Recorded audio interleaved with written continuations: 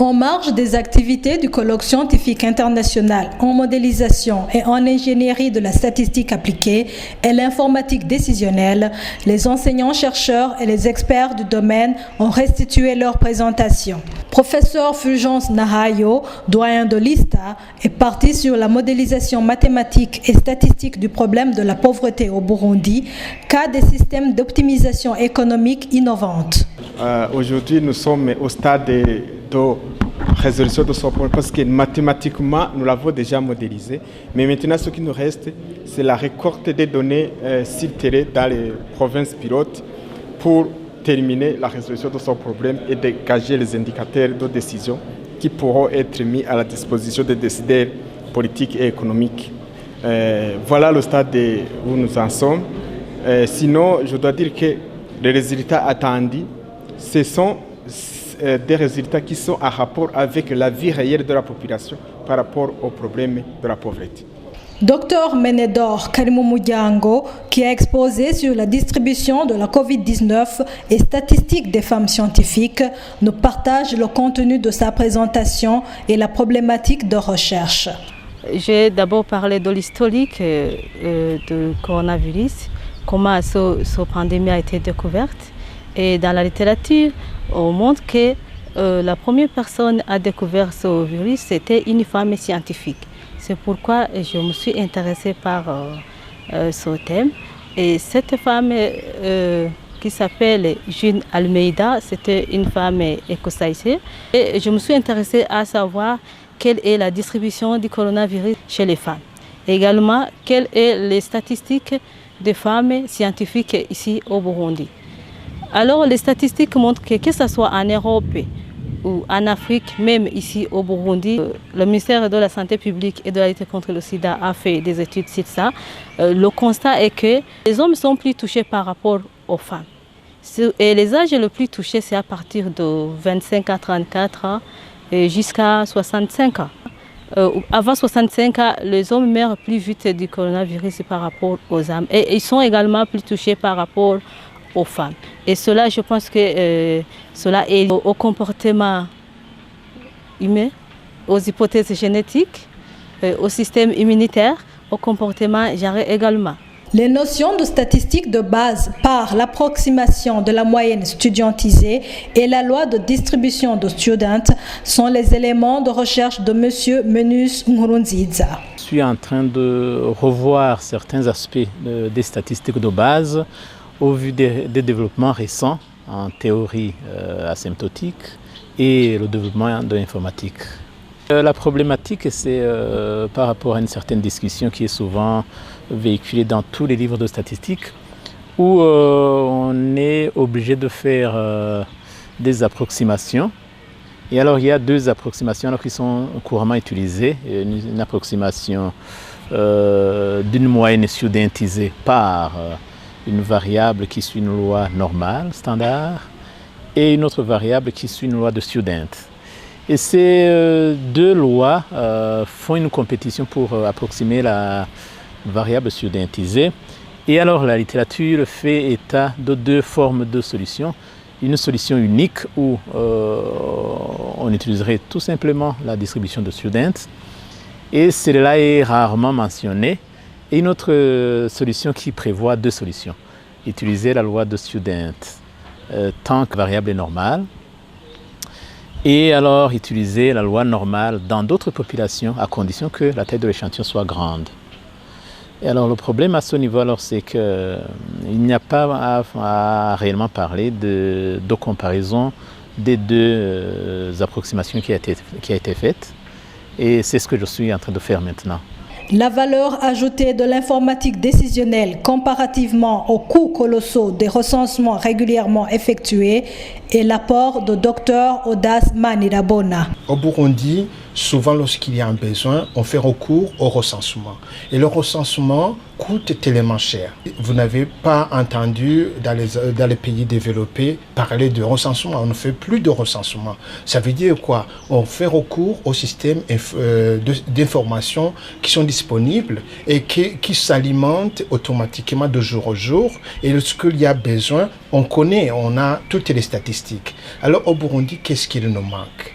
Alors, on a pensé déjà au niveau de notre faculté, au niveau du centre de recherche, à mettre en place un système d'information, à concevoir un système d'information qui pourra nous aider à gérer l'état civil, par exemple, les mariages, les décès, les naissances, le codage des cartes d'identité nationale ou des passeports, ainsi de suite. Tous ces services qui sont relatifs à la population.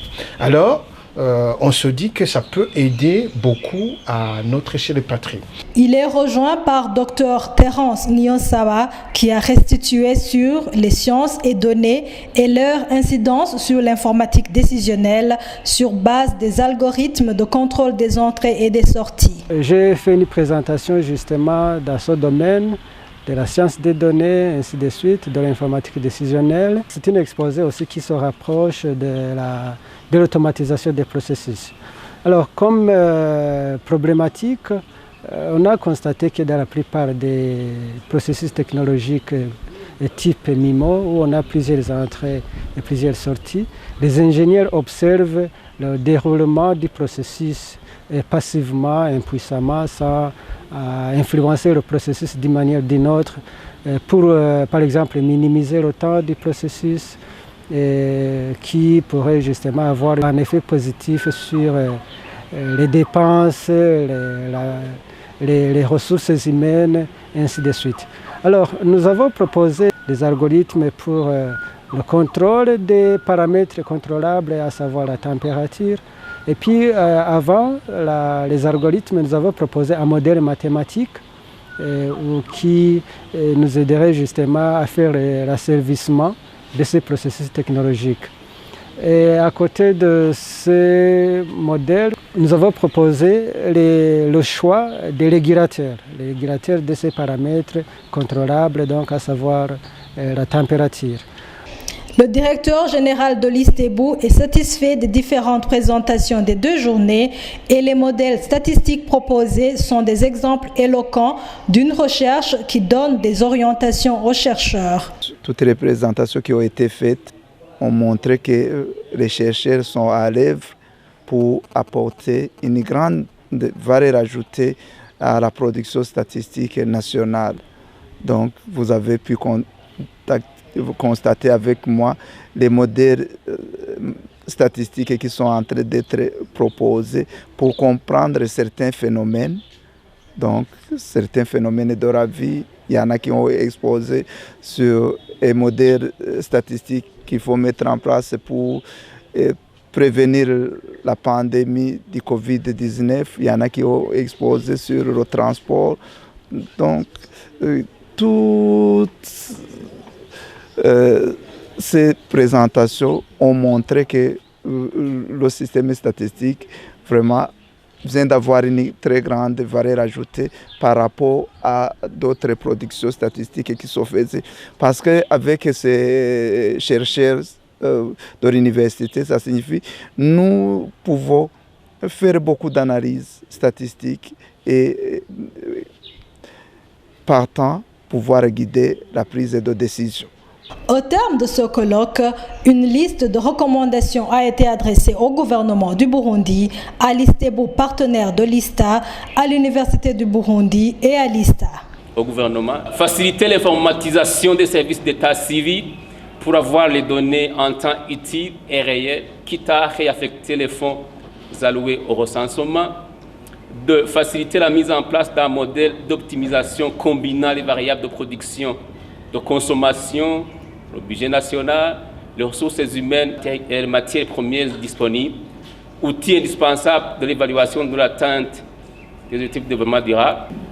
Et à l'ISTEBou, et le DG là, nous sommes très contents, coordonner davantage la collecte des données au niveau national, d'actualiser chaque fois les données disponibles afin de rendre la production statistique dynamique, fiable et régulière pour répondre effectivement aux besoins de planification, de suivi et d'évaluation des actions mises en œuvre au niveau de notre pays, qui est nommé le Burundi.